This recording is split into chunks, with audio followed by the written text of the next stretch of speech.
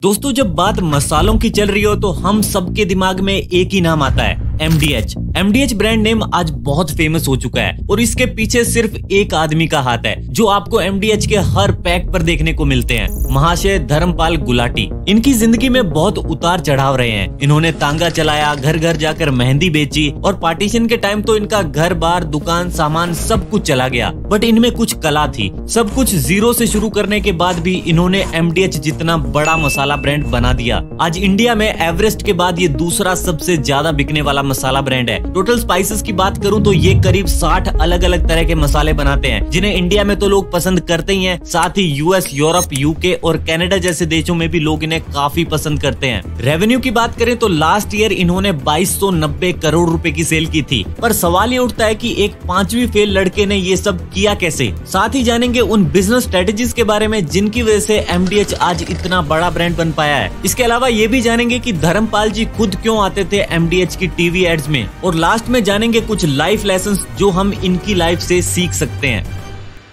MDH के pack पर ये जो इमेज हमें देखने को मिलती है, ये कंपनी के ओनर महाशय धर्मपाल गुलाटी जी की इमेज है। इनका बर्थ 1923 में सियालकोट में हुआ था और MDH आज जिस भी मुकाम पर है वो सब इन्हीं की वजह से हो पाया है। बट MDH की शुरुआत धर्मपाल जी ने नहीं की थी। इसकी शुरुआत 1919 में इनके पिताजी महाशय चुन्नीलाल जी ने की थी। उन्होंने उस टाइम भी सियालकोट में अपनी मसालों की अच्छी खासी शॉप बना रखी थी और इनकी शॉप का नाम था महाशयां दी हट्टी, जिसे आज हम MDH के नाम से जानते हैं। धर्मपाल जी जब छोटे थे तो इनके पिताजी चाहते थे कि ये खूब पढ़ाई लिखाई करें और आगे बढ़ें, पर इनका कभी पढ़ाई में ध्यान ही नहीं लगा। जैसे तैसे इन्होंने 4th क्लास तो पास कर ली, पर 5वीं कक्षा में ये महाशय फेल हो गए और उसके बाद तो इन्होंने स्कूल जाना ही छोड़ दिया। तो पिताजी ने इन्हें एक बढ़ई यानी कारपेंटर की दुकान पे लगा दिया ताकि ये कुछ काम सीख सके। अब कुछ दिन तो इन्होंने ये काम किया, पर बाद में जब मन नहीं लगा तो छोड़ दिया। फिर इन्होंने मेहंदी, मिरर, पता नहीं क्या क्या बेचा और अब तक बहुत सारे काम करते छोड़ते ये 15 साल के हो चुके थे।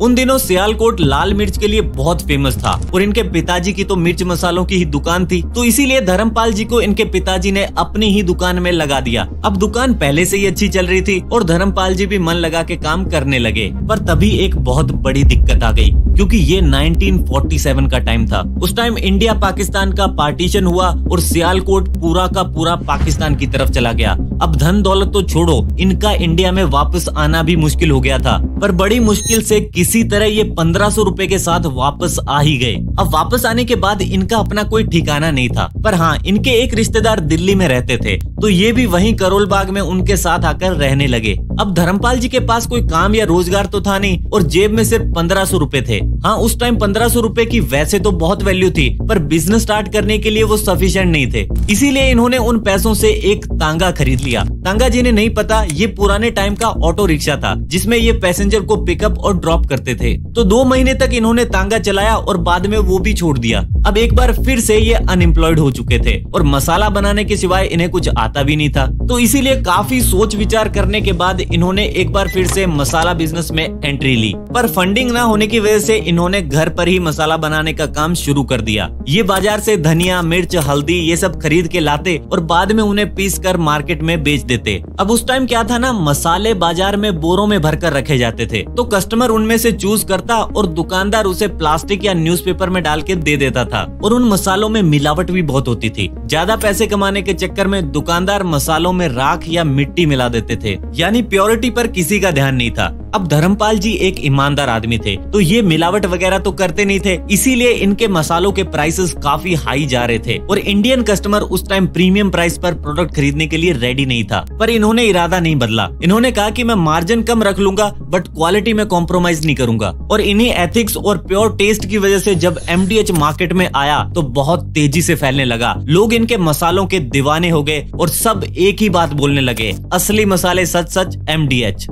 तो कुछ इस तरह MDH मार्केट में एंटर हुआ। अब उस टाइम मार्केट में घुसना कोई ज्यादा बड़ी बात नहीं थी, क्योंकि पैकेजिंग ब्रांड्स पे कोई ध्यान ही नहीं दे रहा था। बड़ी बात तो ये थी कि इन्होंने ऐसा क्या अलग किया जो ये सबकी पहली पसंद बन गए। तो टोटल 4 चीजें हैं जिनकी हम बात करने वाले हैं। पहली है प्रोडक्ट डिफरेंशिएशन। एमडीएच के आने से पहले स्पाइसेस लोकल मार्केट में ही सेल किए जाते थे, और जैसे कि हमने जाना कि मोस्टली वो मसाले सैक्स, बॉक्सेस और खुले कंटेनर्स में रखे जाते थे, जिसके कारण मसाले उतने प्योर नहीं रह पाते थे। और पैकेजिंग के लिए भी कोई खास प्रबंध नहीं था। वो न्यूज़पेपर में, प्लास्टिक में, क्लोथिंग में जो भी मिल जाए उसी में पैक करके दे देते थे। और जब इस तरह की पैकेजिंग की जाती है तो स्पाइसेस को मॉइस्चर, एयर या कंटेमिनेशन से प्रोटेक्ट करना मुश्किल हो जाता है, जिसके कारण मसाले अपना अरोमा और फ्लेवर बहुत जल्दी खो देते हैं। इसके अलावा उस टाइम पैक पे कोई इन्फॉर्मेशन भी नहीं होती थी कि ये मसाला कहाँ से आया है, एक्सपायरी डेट क्या है, कैसे यूज करना है, कुछ भी नहीं। तो ये भी एक प्रॉब्लम थी। इसीलिए एमडीएच पहली बार इंडिया में स्टैंडर्डाइज्ड और ब्रांडेड पैकेजिंग लेकर आया, जिसके कारण ये सारी प्रॉब्लम्स एक साथ सॉल्व हो गई। सील्ड पैकेजिंग की वजह से अब स्पाइसेस की सेल्फ लाइफ और फ्रेशनेस बहुत बढ़ चुकी थी। साथ ही अब कस्टमर को हर पैक में कंसिस्टेंट क्वालिटी मिलने लगी। इसके अलावा पैक पर इन्होंने हर छोटी छोटी चीज को मेंशन किया, जैसे कि name of the spice, ingredients, manufacturing date, expiration date, सब कुछ, जिसके कारण कंज्यूमर्स की नजर में ये एक ट्रस्टवर्दी ब्रांड बन गया।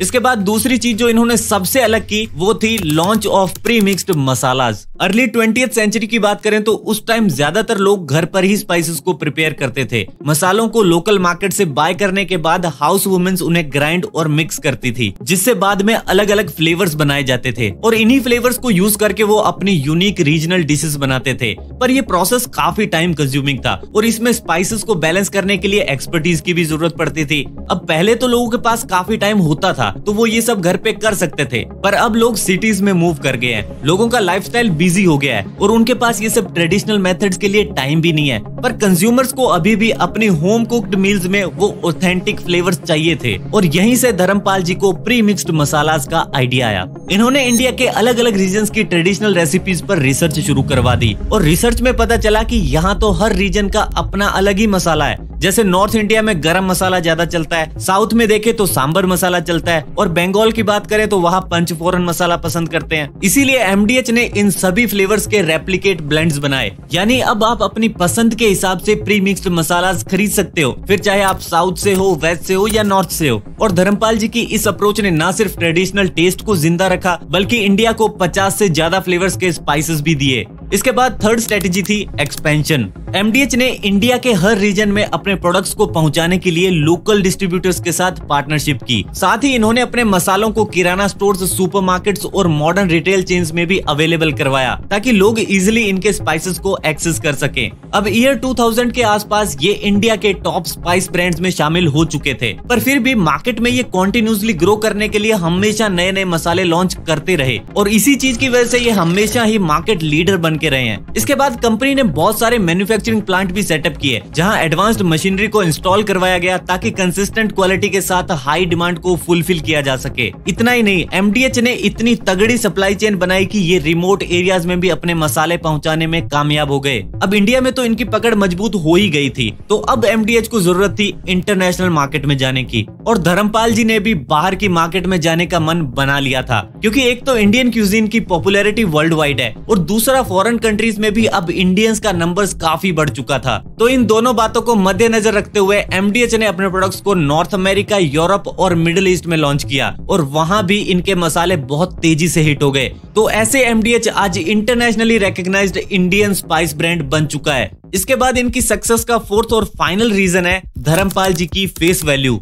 एमडीएच के सफल होने में इनकी मार्केटिंग स्ट्रेटेजी का भी बहुत बड़ा योगदान रहा है। 1990s की बात करें तो उस टाइम कंपनीज ने अपने प्रोडक्ट्स के लिए सेलिब्रिटीज से एड्स करवानी शुरू कर दी थी। तो धर्मपाल जी ने सोचा कि ठीक है, चलो ये भी करके देख लेते हैं। तो एड शूट करने के लिए इन्होंने कुछ एक्टर्स को बुलवाया।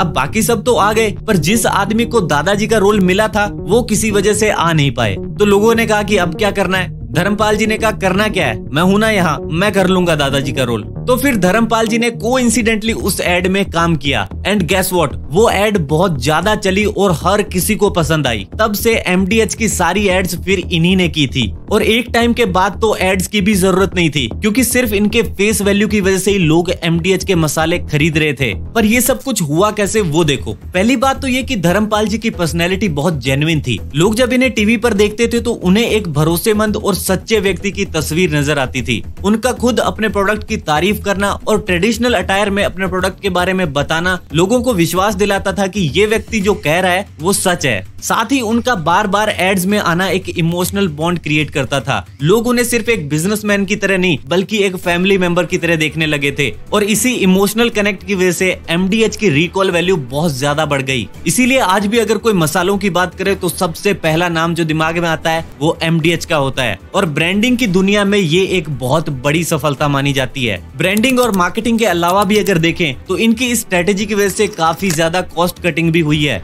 फॉर एग्जाम्पल, अगर धर्मपाल जी अपने प्रोडक्ट्स की एड्स के लिए किसी फिल्म स्टार या सेलिब्रिटी को हायर करते तो इनके करोड़ों रुपए तो एड्स में ही लग जाते, बट क्योंकि MDH की सारी एड्स ये खुद करते थे तो इनके यहाँ काफी पैसे बच जाते थे। तो ये तो थी बिजनेस की बात, और अब हम बात करने वाले हैं उन लेसन्स के बारे में जो हम धर्मपाल जी के जीवन से सीख सकते हैं।